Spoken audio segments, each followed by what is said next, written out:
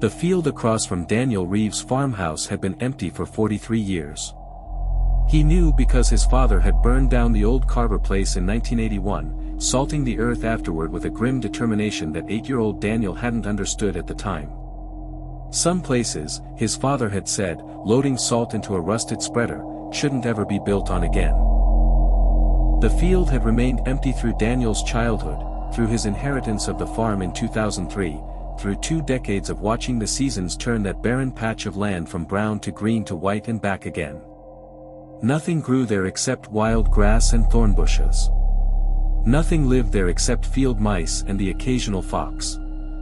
Until November 14, 2024, when Daniel woke up at 5:47 a.m. to tend his chickens and saw a house standing in the middle of the empty field. Not being built. Not half constructed. Standing. Complete. As if it had always been there. A 2-story Victorian with a wraparound porch, painted a deep burgundy that looked black in the pre-dawn darkness. Gingerbread trim along the eaves. A weather vane shaped like a rooster on the peaked roof. Windows that reflected no light, like dark eyes staring back at the world. Daniel stood in his yard for 10 minutes, coffee mug frozen halfway to his lips, trying to process what he was seeing. There were no construction vehicles. No lumber piles. No workers. No tire tracks in the field's soft earth. Just a house. Where no house should be.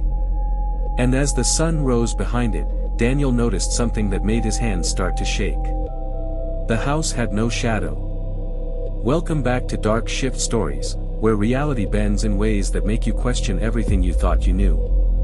Tonight's story comes from rural Pennsylvania, from a town so small it doesn't appear on most maps. This is the story of a house that appeared overnight, and the terrible truth about what it wanted, what it's still wanting. Before we begin, I need you to do something. Look out your window right now. Check the view you see every day. Because after you hear what happened to Daniel Reeves and the town of Millerton Hollow, you'll never trust an unfamiliar building again. If this story makes your skin crawl, hit that like button, subscribe for more real horror, and drop a comment telling me where you're watching from. Now let's talk about the house that shouldn't exist. Millerton Hollow, Pennsylvania was the kind of town that people drove through without noticing, a collection of farms and 3 streets of buildings that could generously be called downtown. Population 847, according to the 2020 census.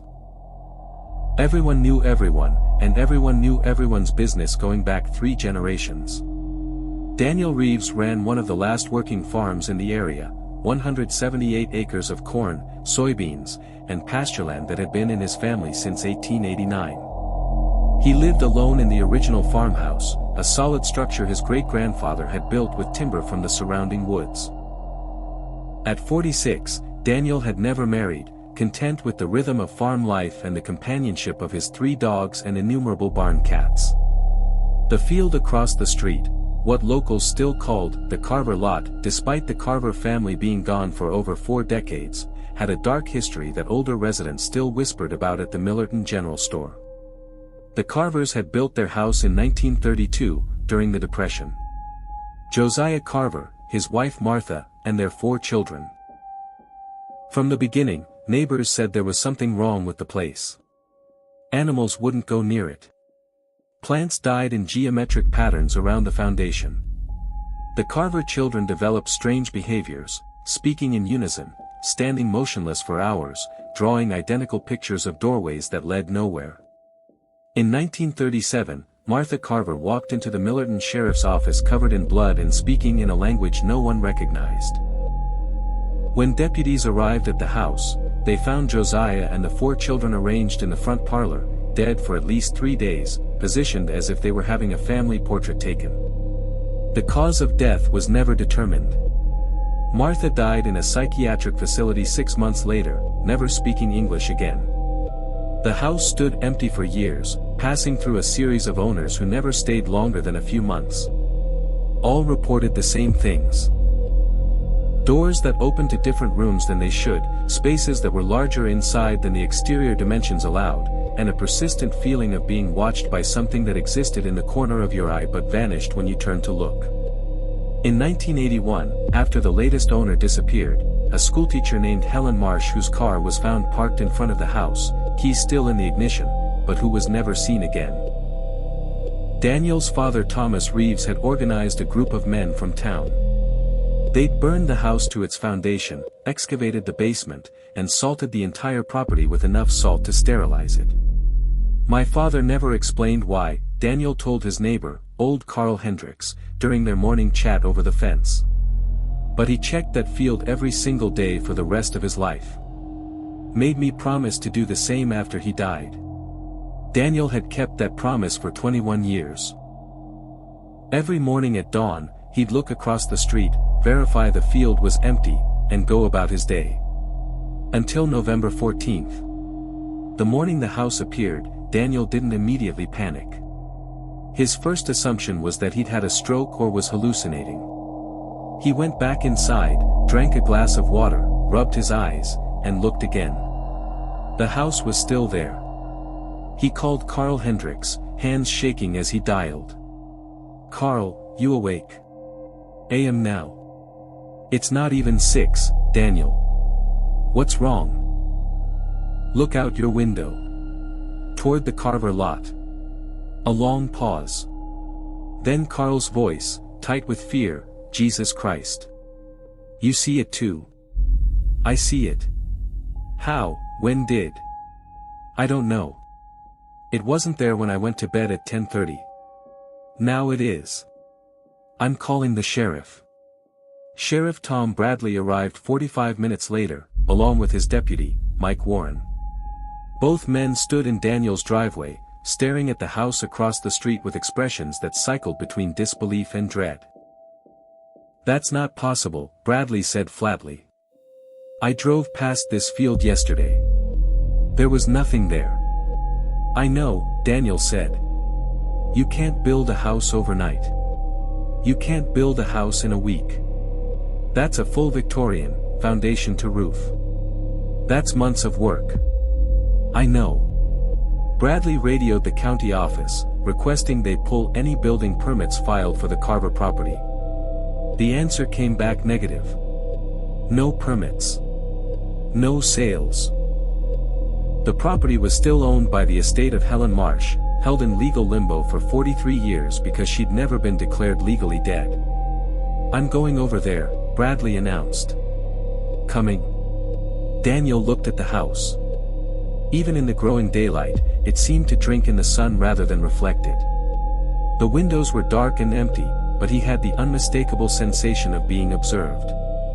"No," he said. "My father told me never to set foot on that property. I'm honoring that." Bradley nodded. "Probably smart. Mike, you're with me." Daniel watched as the sheriff and his deputy crossed the street, pushed through the gap in the old wire fence that marked the property boundary, and approached the house. They moved slowly, hands on their holsters, though what good a gun would do against a house that appeared overnight, Daniel couldn't imagine. They climbed the porch steps. The wood didn't creak, Daniel could tell even from across the street, the silence was wrong. Old wood should creak. Bradley reached for the front door. It opened before he touched it. Both men jumped back. Daniel saw Bradley's hand actually draw his weapon, pointing it uselessly at the dark doorway. For a long moment, nothing happened. Then Bradley leaned forward, calling into the darkness, "This is Sheriff Bradley. If anyone's in there, come out with your hands visible." No response. Bradley and Warren exchanged looks, then stepped inside. Daniel waited. 1 minute. 5 minutes. 10. At the 15-minute mark, Carl Hendricks joined him in the yard, binoculars in hand. "Can you see anything?" Daniel asked. "No movement. No lights. Windows are dark." Carl lowered the binoculars. "Daniel, I remember when they burned the old Carver place. I was 12. My dad was one of the men who helped. He never talked about what they found in that basement, but I remember he started drinking heavily afterward. And he made me and my brothers promise that if anything ever appeared on that lot again, we'd run. Not investigate. Not call authorities. Just run. Where would we run to? Anywhere but here. At the 20-minute mark, Bradley and Warren emerged from the house. Even from across the street, Daniel could see something was wrong. They moved stiffly, mechanically, like puppets on strings. They walked to their patrol car, got in, and drove away without a word to Daniel or Carl. Daniel called Bradley's cell phone. It rang through to voicemail. He called the station. Dispatch answered. "This is Daniel Reeves. Sheriff Bradley was just at my property investigating that house on the Carver lot. He left without." "Sir, Sheriff Bradley is here at the station," the dispatcher interrupted. "He's been here all morning in meetings." "That's impossible. He was just at my farm 20 minutes ago." "Sir, I'm looking at him right now through the window of his office. He's been in there since 7 a.m. Daniel hung up. Looked at Carl. "Dispatch says Bradley's been at the station all morning. But we both saw." "I know." That's when they heard it. A door opening. Not a car door. A house door. They turned toward the Carver lot. The front door of the impossible house stood open. And silhouetted in the doorway were two figures. Sheriff Bradley and Deputy Warren. Standing perfectly still. Staring at Daniel and Carl. Smiling.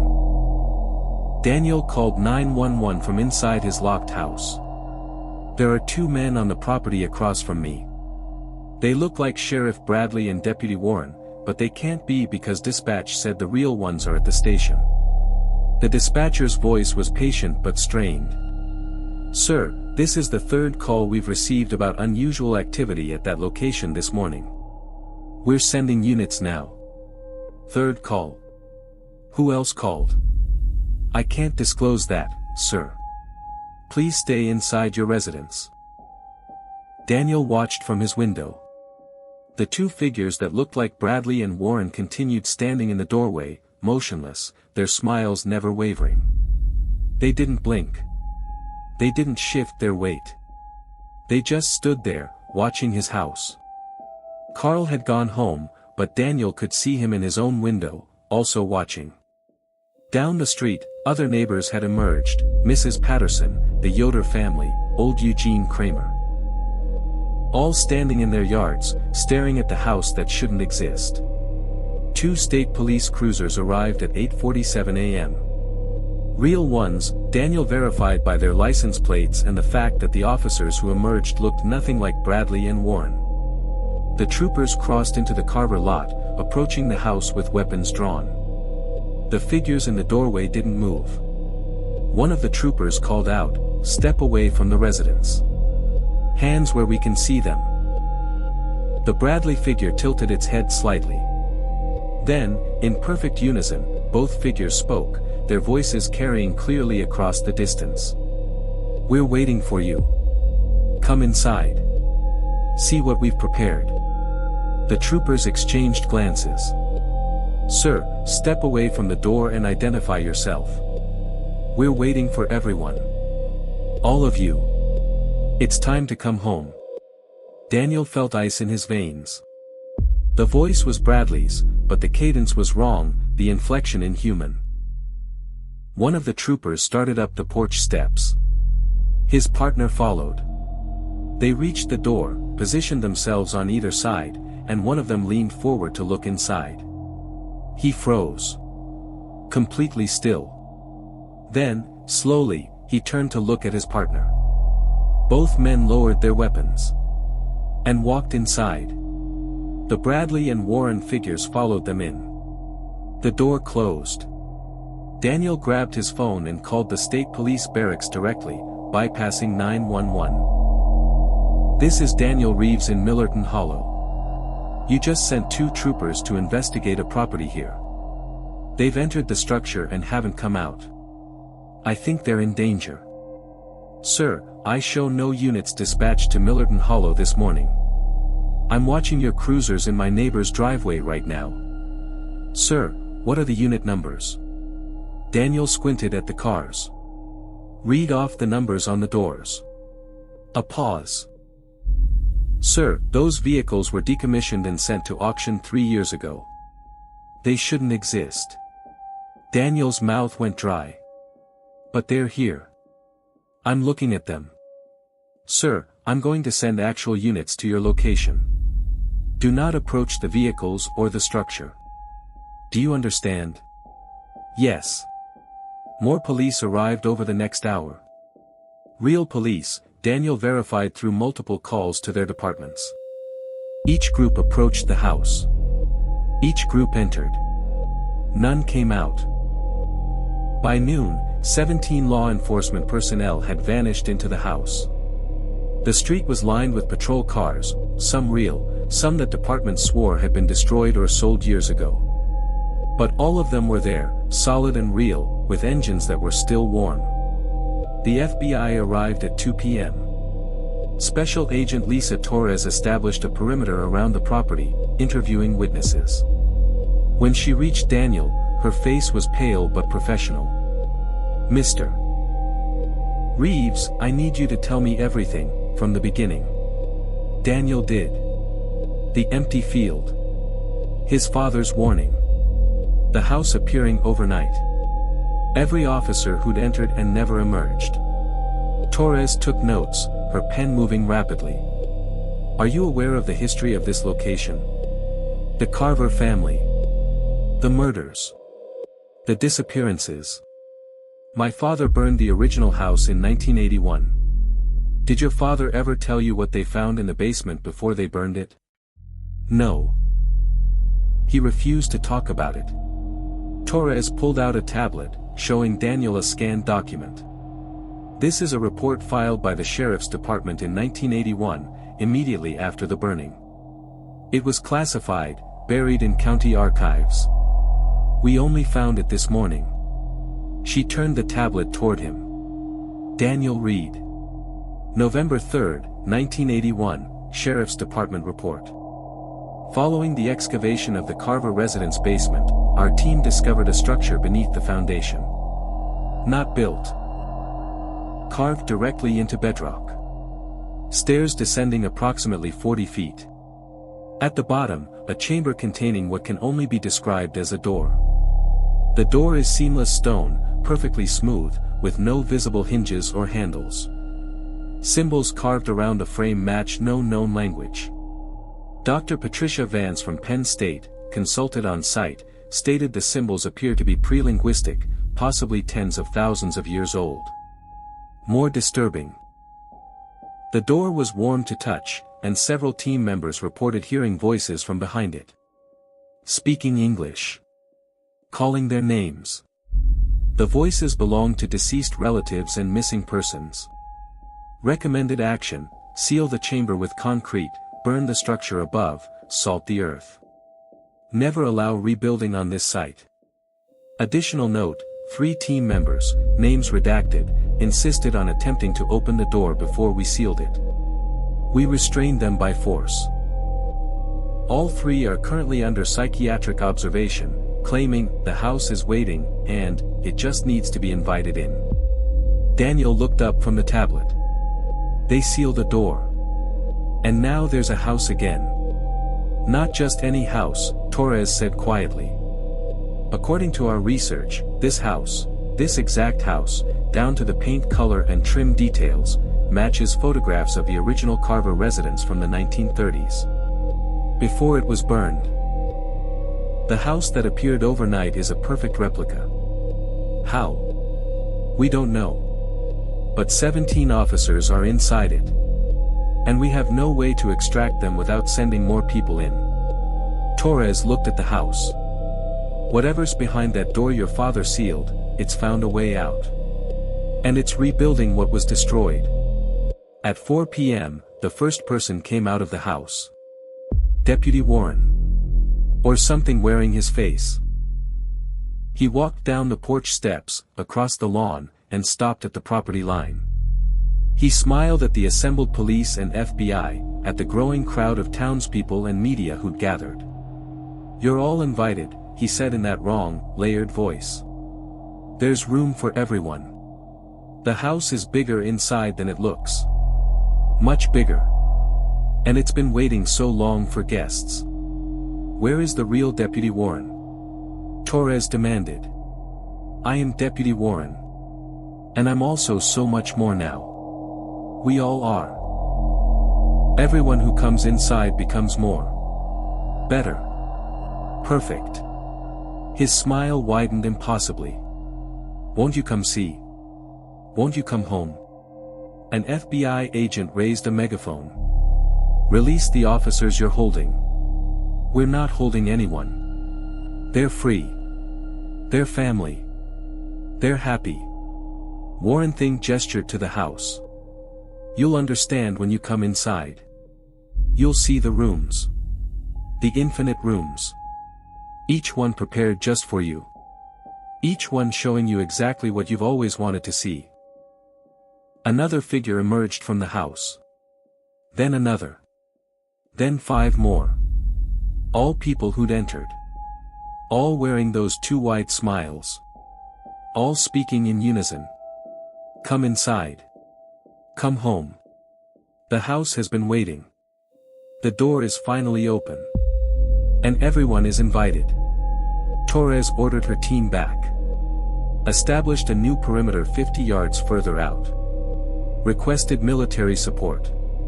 But Daniel noticed something that made his blood freeze. Some of the FBI agents were staring at the house with expressions of longing. One agent, a young man barely 30, was crying silently, his eyes fixed on the door. "My daughter," the agent whispered. "I can see her. In the window. But she died 4 years ago." Torres grabbed his arm. "There's nothing in that window, Martinez. Whatever you're seeing isn't real. She's waving to me. She's calling my name." Martinez took a step forward. Torres tried to hold him, but he shook her off with surprising strength. "I just want to see her. Just for a minute. Just to say goodbye properly." He walked toward the house. Other agents tried to restrain him, but Martinez fought like a man possessed. He broke free, running across the field, up the porch steps. The figures standing outside the house parted for him, still smiling. Martinez disappeared through the door. 5 minutes later, he came back out. Smiling. "You should all come inside," he said in that harmonized voice. "There's someone waiting for each of you. Everyone you've lost. Everyone you've loved. They're all here. And they miss you so much." By nightfall, the situation had deteriorated. The National Guard had arrived, establishing a hard perimeter around a 3-block radius. News helicopters circled overhead. Every major network was covering the impossible house of Millerton Hollow. And people were going inside. Not just law enforcement. Civilians. Despite the barricades, despite the warnings, people found ways through. A woman whose son had died in Iraq. A man whose wife had left him 20 years ago. A teenage girl who'd lost her best friend to suicide. They all claimed to see someone in the windows. Someone they loved. Someone they'd lost. And they all went inside. By 9 p.m., 43 people had entered the house. Not one had truly come out, only the things wearing their faces, speaking in those layered voices, inviting everyone else to join them. Daniel watched from his farmhouse, now inside the guard perimeter. They'd evacuated most of the town, but he'd refused to leave. This was his land. His responsibility. His father had died protecting people from whatever was under that field. He wasn't running. Agent Torres came to his door at 10 p.m., looking exhausted and terrified. "We need your help," she said. "You're the only person here who knew what was buried. Your father's report mentioned 3 men who tried to open the door. We found 2 of them, both died in psychiatric facilities in the 80s. But the third one, Marcus Webb, is still alive. He's in a nursing home in Harrisburg. We contacted him. What did he say? He said, "Tell Thomas Reeves' son to check his father's safe." Thomas knew how to close the door. He wrote it down. He hid it because no one would believe him. Torres looked desperate. "Do you have your father's safe?" Daniel's heart pounded. "In the barn. I've never opened it. Don't know the combination. We need to try. Whatever's happening is accelerating. The house is growing." Daniel looked out his window. Torres was right. The house was larger than it had been that morning. A third story had appeared. The porch wrapped further around. And the yard had expanded, pushing the fence line back, claiming more of the field. They ran to the barn, Torres and 3 other agents following. Daniel's father's safe sat in the corner of his old office, a heavy antique that Daniel had always assumed contained nothing but old tax records. "Step back," one of the agents said, pulling out a circular saw. "We're cutting it open." 30 minutes later, the safe door fell away. Inside were documents, photographs, and a leather journal that looked like it had been written in by multiple hands across many years. Daniel opened the journal. The first entry was dated 1889, written by his great-grandfather. "We found it when we dug the foundation. A stone door, deep under the earth, covered in symbols no man could read. The symbols glow sometimes, in patterns like breathing. We almost opened it. But my wife Mary had a dream. She saw what would happen if we did. She saw the house that would come. So we sealed the door with iron and concrete, and built our home on top of it. To guard it. To make sure no one ever opened it." The entries continued through generations. Each Reeves documenting strange occurrences. Sounds from beneath the ground. Symbols appearing in animals' entrails. Dreams that all family members shared simultaneously. Then his father's entry, dated November 4, 1981. "We opened the door. God forgive us, we opened the door." Marcus Webb insisted. Said the voices promised him his dead son. "We pried away the seal. The door opened without effort, like it had been waiting. Beyond was not darkness, but rooms. Infinite rooms, each one showing us something we wanted. I saw my father, dead 10 years, standing in a parlor that had been in our old house in Philadelphia. He smiled and asked me to come in. But Mary, my wife, not my great-grandmother, grabbed my arm. She saw through it somehow. Saw that my father's eyes were wrong, that the house wasn't real, that this was something ancient and hungry wearing pleasant shapes to lure us in. We sealed it again. Burned the Carver house. Salted the earth. But Marcus Webb said something before they took him away. It doesn't matter. The door is open now. Just a crack. And cracks grow. The house will come back. Maybe not in our lifetime, but it will come back. And when it does, you can't seal it by force. You have to refuse it. Everyone has to refuse it.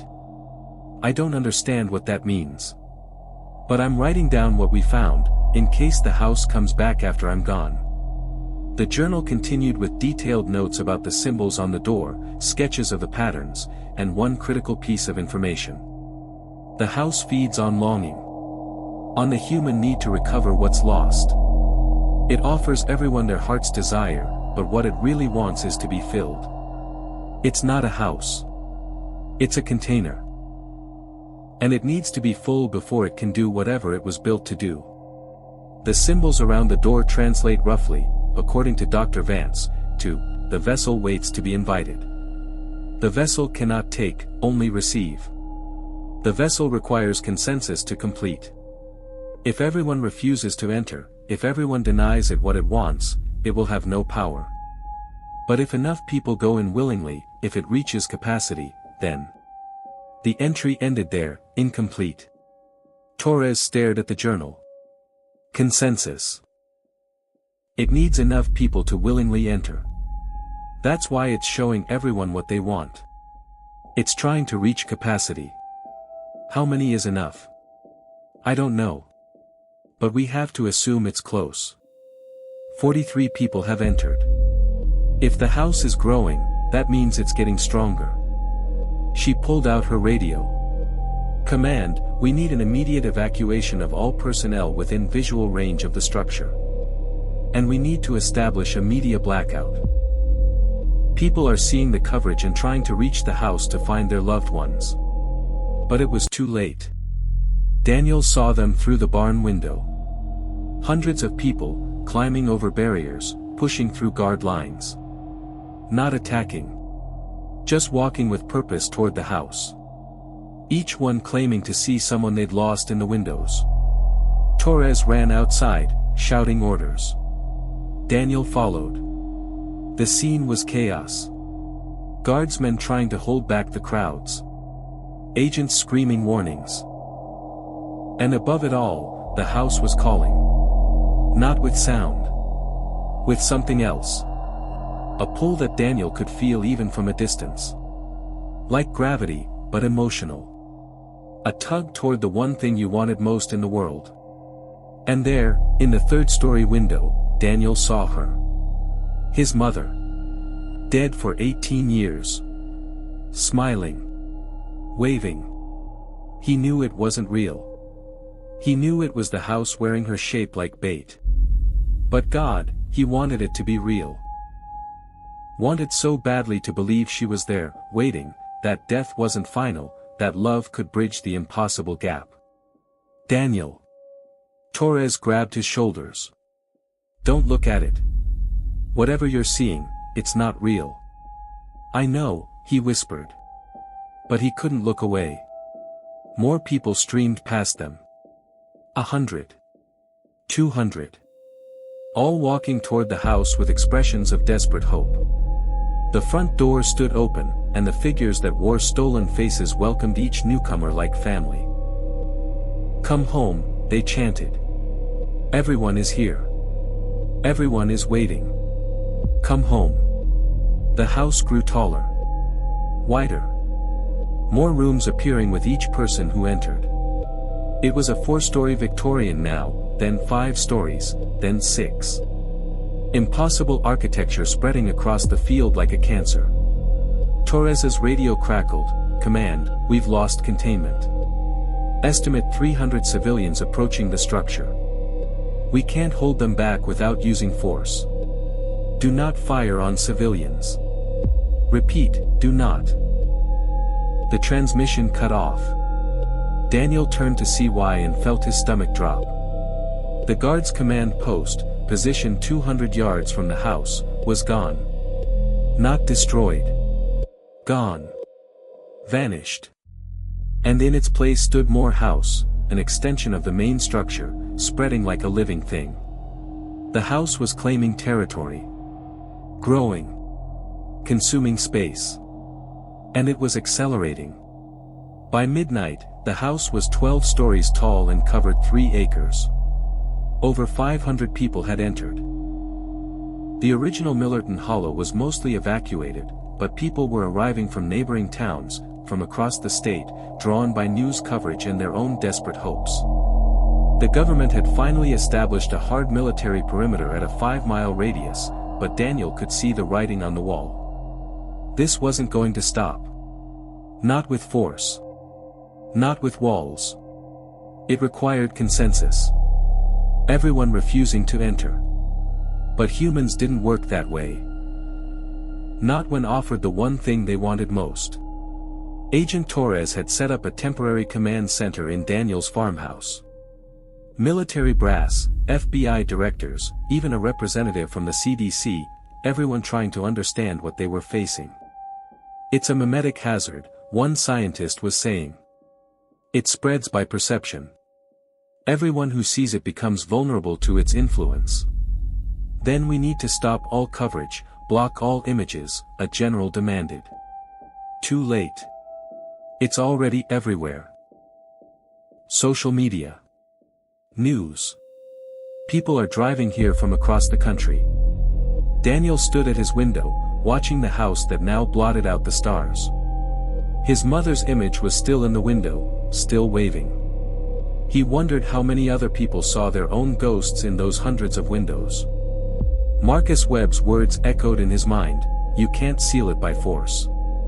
You have to refuse it. Everyone has to refuse it. But how do you convince someone to refuse their deepest wish?" At 12:47 a.m., something changed. The house stopped growing.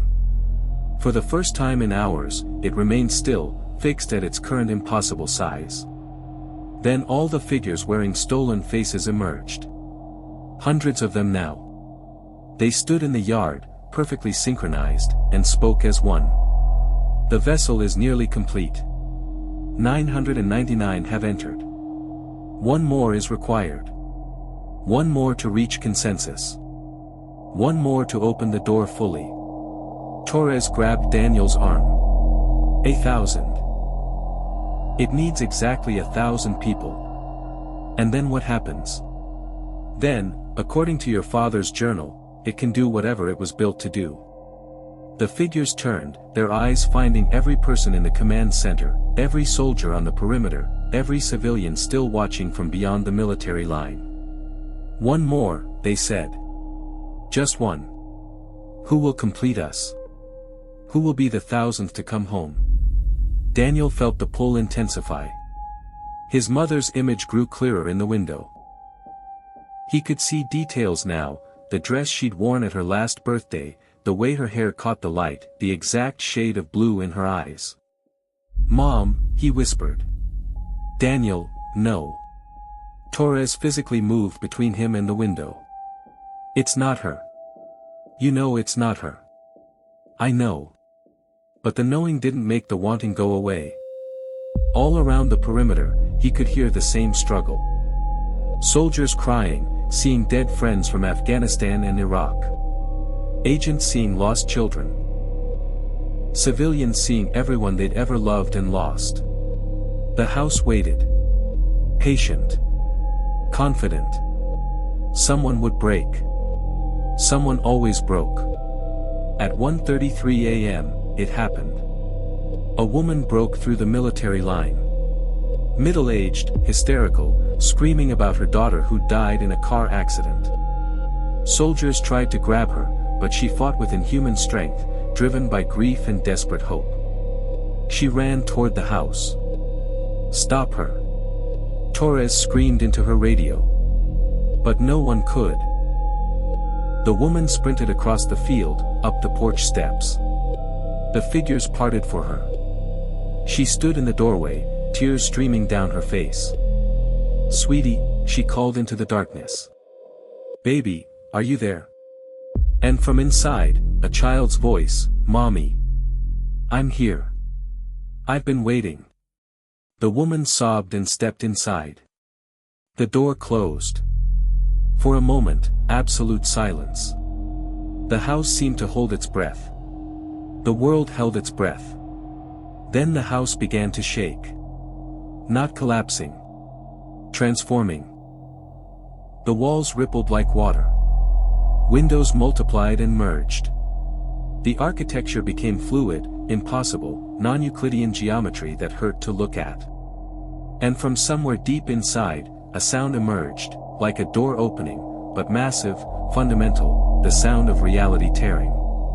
The figures in the yard fell to their knees in unison, heads tilted back, mouths open, speaking in that layered voice. "The vessel is complete. The door is open. The old ones come home." The front door of the house swung wide. And beyond it wasn't rooms or hallways or anything architectural. Beyond it was something else. Something vast. Something that had been waiting behind that stone door for thousands of years, maybe millions, maybe since before humans existed. Something that had finally been invited in. The darkness beyond the door moved. Flowed. Reached. And the house began to expand again, but not building up or out. It was expanding across dimensions, claiming space that shouldn't exist, overlapping with reality like two photographs merging. Daniel saw it spreading, the field, the street, neighboring houses all beginning to phase, to blur, to become part of the house. The boundary between the structure and the world was dissolving. "It's taking everything," Torres whispered. The 1,000 people weren't just to open the door. They were the payment. The sacrifice. And now it's claiming its reward. The darkness flowed out of the door, spreading like ink in water. Where it touched, reality changed. Trees became hallways. Roads became corridors. The sky itself began to take on the architecture of rooms and walls. The house wasn't in the world anymore. The world was becoming the house.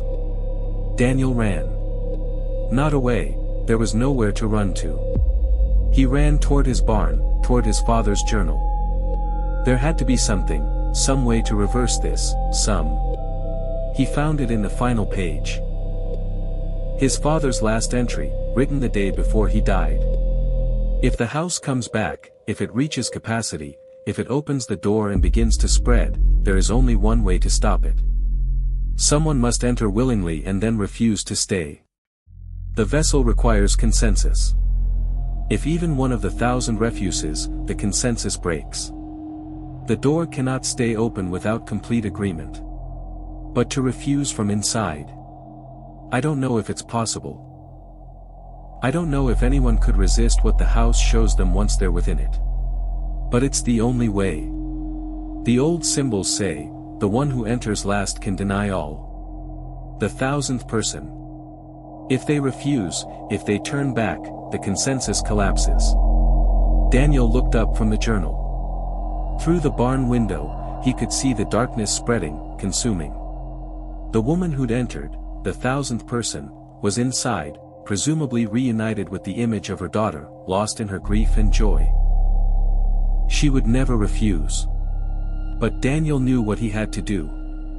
He ran outside. The darkness was 50 yards away and spreading fast. Torres saw him and understood immediately. Daniel, no. You don't know what's in there. I know exactly what's in there. My mother. My father. Everyone I've ever lost. Everything I've ever wanted. He looked at her. And I'm going to say no to all of it. You don't know if you can.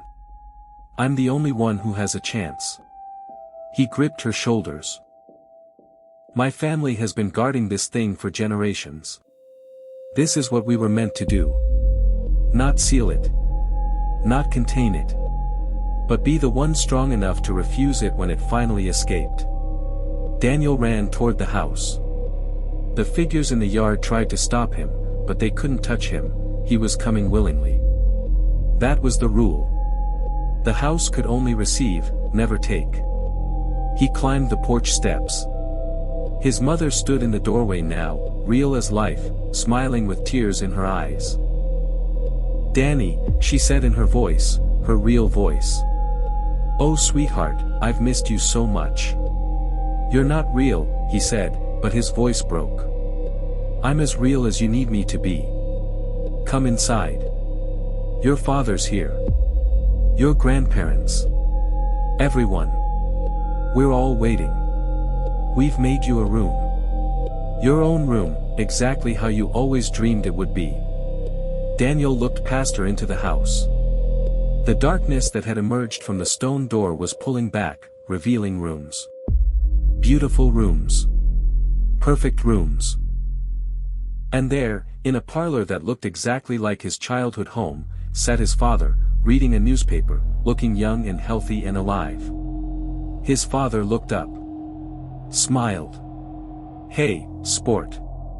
Good to see you. Come on in. Dinner's almost ready. Mom made pot roast. Every fiber of Daniel's being screamed at him to go inside. To accept this gift. To believe that somehow, impossibly, the people he loved were here, waiting. But he knew the truth. He'd read the journal. He'd seen what the house really was. A trap. A container. A vessel for something ancient that fed on longing and grief. No, Daniel said. His mother's face changed. What? I said no. I refuse. I won't come in. The figures around him began to converge. His father stood from his chair. His mother's smile became strained. Danny, don't be silly. We're here. We're real. Don't you want to see us? I want it more than anything, Daniel said, tears streaming down his face. But I know what you are. You're not them. You're something wearing their shapes. Something that's been trapped behind a door for eons, desperate to be let out. Something that needs our permission, our agreement, our willingness to be consumed. The darkness surged forward from the depths of the house. The walls began to shake. The figures' faces twisted, becoming something else, something terrible. You must enter, they screamed in that harmonized voice. You are the 1000th. The consensus is complete. I'm standing on the threshold, Daniel said. I came willingly to the door. That makes me the 1000th. But I refuse to cross it. I refuse to enter. I refuse to give you what you want. We showed you your heart's desire. And I'm saying no to it. Because it's not real. Because my family is dead, and they're at peace, and you have no right to wear their faces. Daniel took a step backward. Off the porch. I break consensus. I deny you. And I command you back into the dark. The house screamed. Not with sound. With something that transcended sound, a psychic shriek of rage and frustration that made Daniel's nose bleed and his ears ring. The darkness pulled back, retreating into the depths. The figures fell apart, dissolving into shadow. The expansion of the house reversed, reality snapping back into place like a rubber band. The walls began to crack. The floors buckled. The impossible architecture collapsed in on itself. Daniel ran as the entire structure imploded, folding into dimensions that shouldn't exist, shrinking, compressing, returning to the stone door deep beneath the earth that had held it for millennia. In seconds, the 12-story impossible house was gone. The field was empty once more. Except for one thing. 999 people lay in the grass where the house had been. Unconscious but breathing. The ones who'd entered and been taken. They were back. All of them. The sunrise of November 15th revealed a field full of confused, traumatized people slowly waking up. Medical teams rushed in, treating them for shock and exposure. Most remembered nothing of their time inside the house, just fragments of dreams about reunions with lost loved ones. Some remembered more. The woman who'd been the 999th to enter woke up screaming about rooms that went on forever, about doors that led to other doors, about something vast and hungry watching from the spaces between walls. She had no memory of her daughter. Whatever she'd seen inside hadn't been real enough to leave a lasting impression. Daniel was treated for exhaustion and minor injuries. Agent Torres debriefed him thoroughly, her recording devices capturing every detail of what had happened. You understand what you did? She asked. I refused it. Broke the consensus. You saved approximately 800,000 people. Daniel blinked. What? Torres showed him satellite imagery. The house's expansion wasn't just physical. It was spreading across dimensional boundaries. Our quantum physicists estimate that within another hour, it would have overlapped with major population centers across the eastern seaboard. Millions of people would have found themselves inside it, seeing their lost loved ones, being given the choice to enter. How many would have refused? Based on what we witnessed. Very few.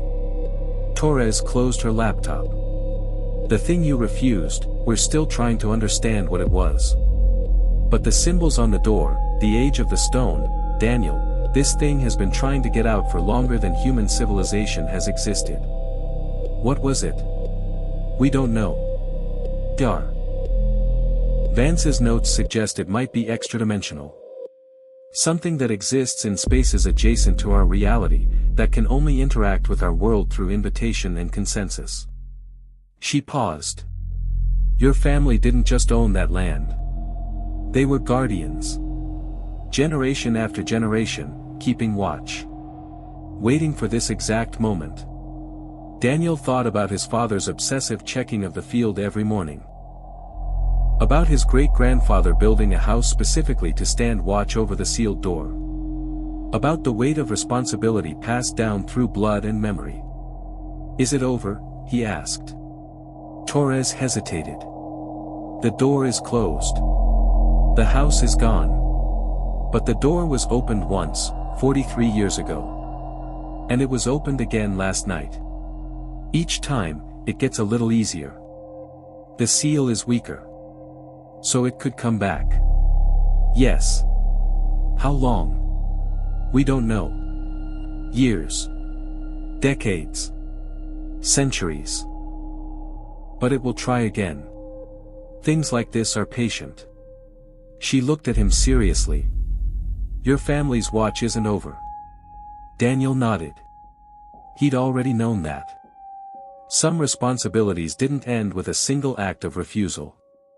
Over the next week, the government quietly purchased the Carver lot and the surrounding properties, including Daniel's farm. They paid him well, enough to buy a new farm, start over somewhere else. But Daniel refused the offer. This was his land. His responsibility. They compromised. Daniel would stay, continue farming, continue watching. And the government would maintain a discreet presence, monitoring the site, funding research into the door and what lay beyond it. The 999 people who'd entered the house were released after evaluation. Most had no lasting effects beyond nightmares and a persistent feeling that they'd forgotten something important. 3 people never recovered. They sat in psychiatric facilities, staring at nothing, occasionally whispering about rooms and doors and something waiting in the spaces between. One of them was Deputy Warren. The real one, not the thing that had worn his face. He'd been the first to enter, and something of what he'd seen had broken his mind in ways that couldn't be fixed. Daniel visited him once. Warren looked at him with eyes that had seen too much and whispered, "It's still there. The house. Not in our world, but close. So close. Just on the other side of a door that gets thinner every time someone tries to open it. And it's patient. It's so patient. It can wait forever because it knows eventually, someone will be weak enough to let it in." Daniel left the facility and drove back to Millerton Hollow. To his farm. To the field that now had military-grade sensors buried every 10 feet, monitoring for any sign of dimensional instability. He resumed his father's routine. Every morning at dawn, he'd step outside and look at the empty field. Verifying it was still empty. Because someday, maybe not in his lifetime but someday, the house would try to come back. And when it did, the Reeves family would be waiting.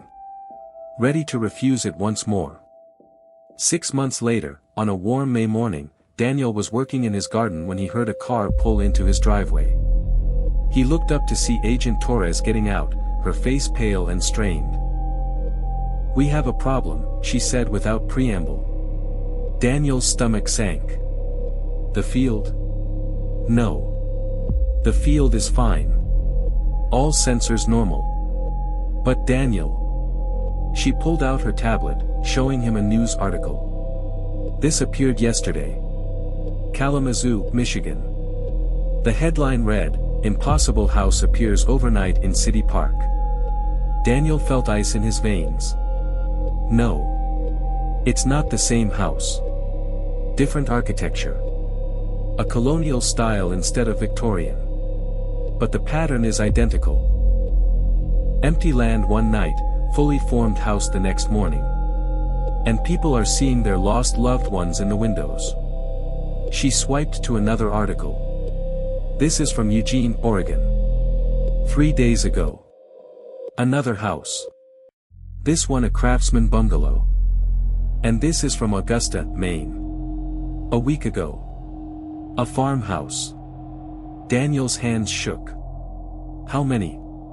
17 confirmed appearances across North America in the last month. All on sites with similar geological features. Bedrock formations that suggest there might be sealed chambers beneath. We think. Torres swallowed hard. We think the door you refused wasn't the only one. How many doors? We don't know. We're analyzing geological surveys, looking for similar formations. Preliminary estimates suggest dozens. Maybe hundreds. All over the world. And they're all trying to open at once. It's like your refusal triggered something. Like the thing behind the doors realized it needs to try a different strategy. Instead of focusing all its effort on one door, it's testing many simultaneously. Hoping that someone, somewhere, will be weak enough to give it what it needs. Daniel sat down heavily on his porch steps. We can't be everywhere. We can't refuse all of them. No. We can't. Torres sat beside him. Daniel, I need to know, when you refused the house, when you broke the consensus, did it say anything? Did it communicate?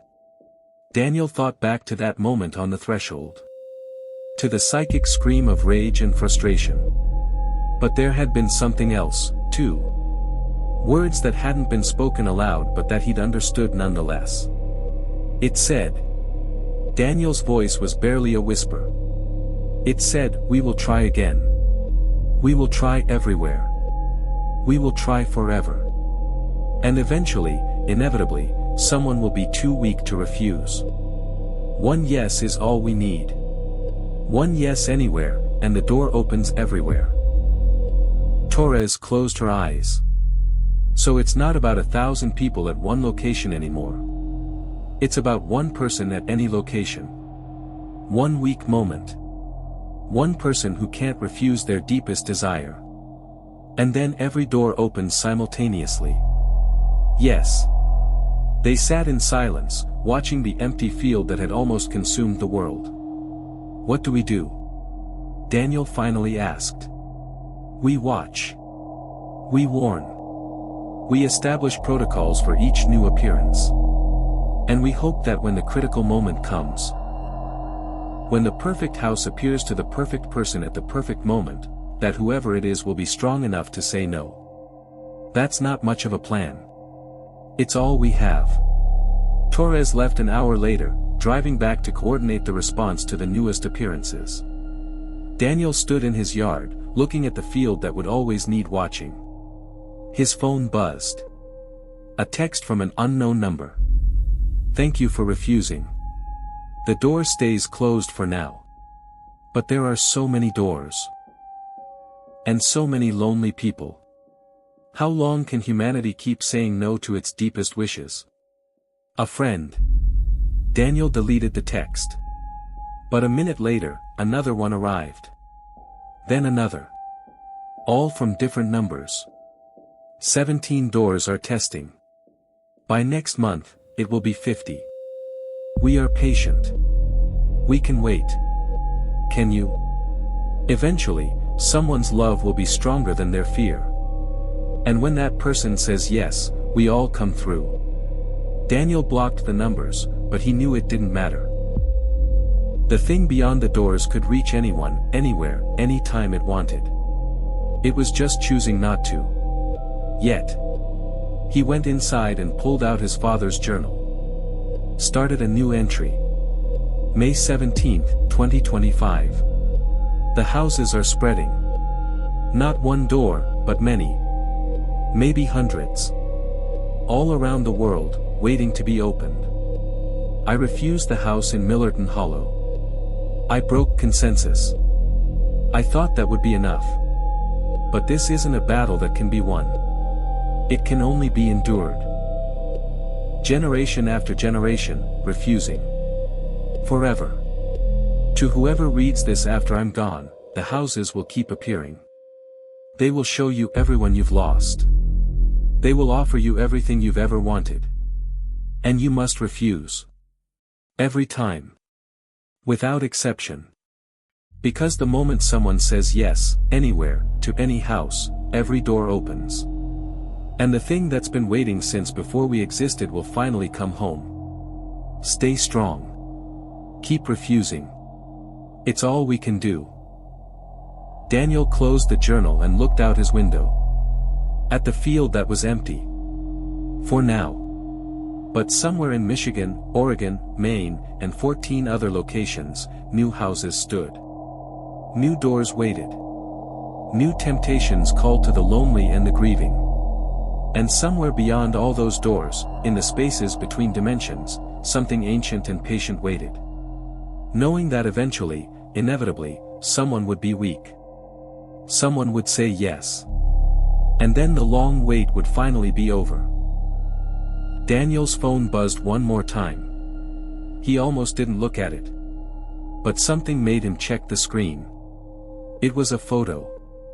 His farmhouse. Taken from across the street. From the field. But in the photo, the field wasn't empty. There was a house there. His great-grandfather's house, the original farmhouse from the 1800s, long since demolished. And standing on the porch, waving at the camera, were his parents. His grandparents. His great-grandparents. Every Reeves who'd ever lived and died on this land. All of them smiling. All of them waiting. The text below the photo read: "We've prepared a special house just for you, Daniel. A reward for your service. For your sacrifice. Come see your family. Come home. You've earned your rest." Daniel looked up from his phone to the field across the street. It was empty. He looked back at the phone. The house in the photo was growing larger. More rooms appearing. More family members emerging onto the porch. All of them calling his name. Daniel's finger hovered over the delete button. But he didn't press it. Because somewhere deep inside, deeper than logic or knowledge or fear, a small voice whispered. What if it's real this time? What if this is different? What if they really are there, waiting? Wouldn't it be worth checking? Just to be sure. Daniel's hand trembled. The field across the street remained empty. For now.